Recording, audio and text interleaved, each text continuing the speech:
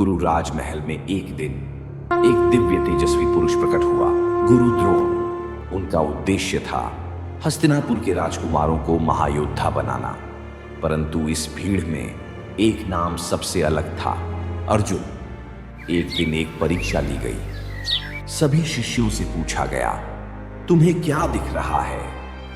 किसी ने पेड़ देखा, किसी ने टहनी, लेकिन अर्जुन ने केवल एक ही उत्तर दिया, चिड़िया की आंख। और एक ही तीर ने लक्ष्य को भेद दिया।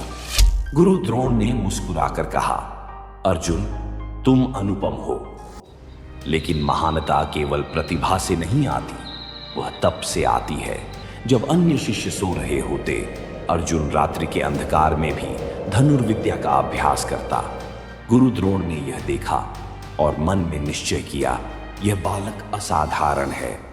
एक दिन नदी में स्नान करते समय गुरु द्रोण पर एक मगरमच्छ ने आक्रमण किया। अर्जुन का तीर बिजली की गति से निकला और मगरमच्छ को मार गिराया। उसी क्षण गुरु ने कहा, अब कोई संदेह नहीं, अर्जुन ही मेरा सर्वश्रेष्ठ शिष्य है।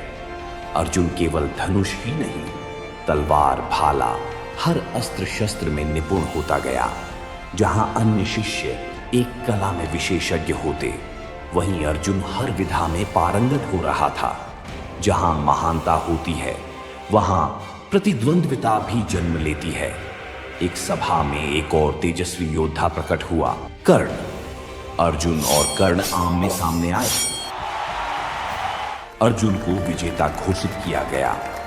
यह प्रतिस्पर्धा वहीं समाप्त नहीं हुई, यह आगे चलकर एक भीषण युद्ध का कारण बनने वाली थी। परंतु अर्जुन की राह आसान नहीं थी। दुर्योधन ने पांडवों को मारने के लिए एक षड्यंत्र रचा, लाक्षागृह।